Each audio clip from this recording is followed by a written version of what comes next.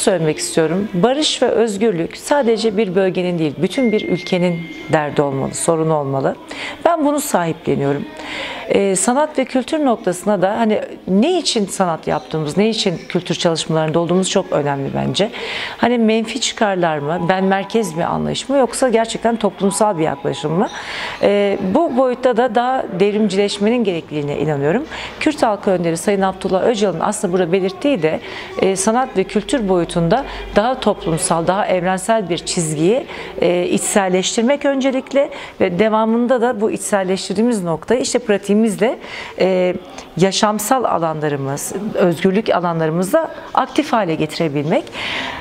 Bugün de baktığımızda sadece çok iyi şarkı söylemek, çok iyi Kürtçe söylemek değil mesele.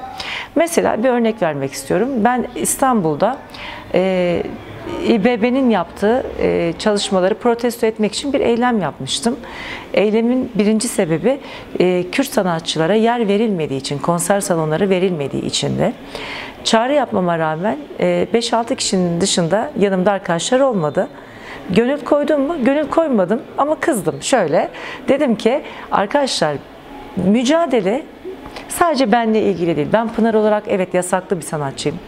Ülkemin çok yerinde sahneye çıkamıyorum. Valiler hoşlanmadığı için, beni sivri gördükleri için, sağlam bir muhalif kimliğimde olduğu için hem Kızılbaş, Kürt, Alevi bir kadınım ben. Hem devrimci gelenekten geliyorum. Doğaldır beni sevmemeleri. Ben de çok beklemiyorum sevmelerini de.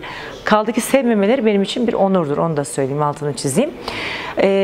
Ama bugün bir haksızlık var değil mi? Kürt sanatçılar konser yeri bulamıyor. Baskılar altında kalıyorlar. Ben tek başına da olsa o eylemi yine yapardım. Gittik yaptık. Ve şunu söyleyeyim.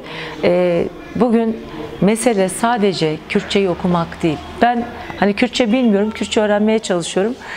Şarkılar okuyorum, albümlerimde yer veriyorum. Zazaca'ya, Kürtçe'ye, Ermenice'ye, Hemşince'ye eserler okudum.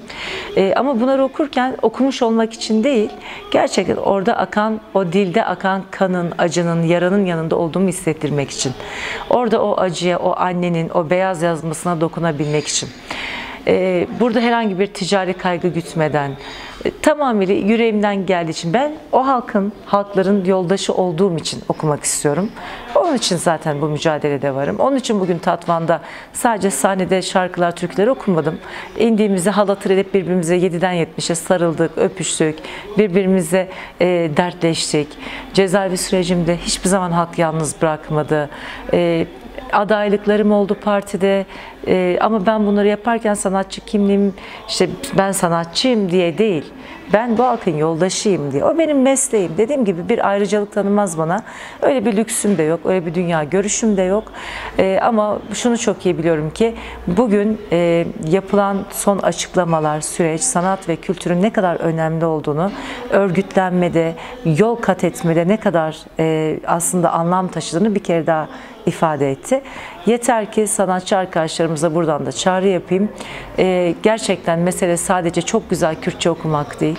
Mesele okuduğumuz dilin, o kadim dilin verdiği bedellerin yanında durabilmek. Yalnızlaştırmamak halkı.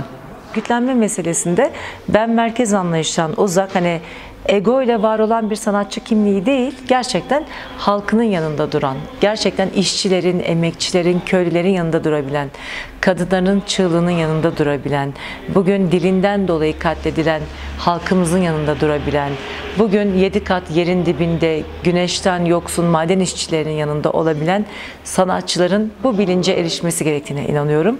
Ben dün de devrimci sanatı sahipleniyordum, bugün de yarın da bu böyle devam edecek. Ta ki gerçekten o özgürlük şiarımızı sahiplenip gerçekten o güne, o güzel güne kavuşuncaya dek bu mücadele benim için böyle sürecek.